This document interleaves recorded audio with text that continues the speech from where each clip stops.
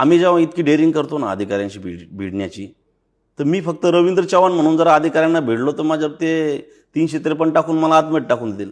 परंतु त्यांना जेव्हा कळतं की हा रवींद्र चव्हाण प्रशांत बंब साहेबाचा कार्यकर्ता आहे, तर चांगल्या अधिकाऱ्यांची हिंमत होत नाही. आणि आम्ही जे प्रश्न मांडतो ना ते खरे असतात, लिगली असतात, कायदेशीर असतात.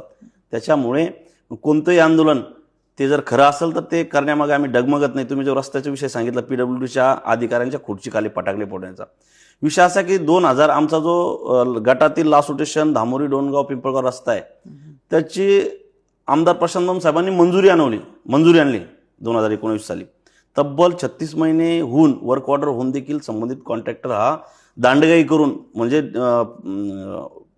PWDच्या विभागाला बी जमत नव्हता, काम सुरू करत नव्हता. अशा वेळेस अशी भूमिका घ्यावं लागेल जनतेसाठी. रस्ता प्रचंड खराब होता. तुम्ही म्हणजे सन्मान्य आमदार महोदयांनी त्यांचं काम केलं, रस्ता मंजूर करून आणून दिला. जर असे कॉन्ट्रॅक्टर येऊन जर जनतेला वेठीस धरीत असेल तर मग आपण काय कामाचं लोकप्रतिनिधी म्हणून. अशा वेळेस आम्ही ठाम भूमिका घेऊन अधिकाऱ्यांच्या पाठीमागे लागून तो काम करून घेतलं.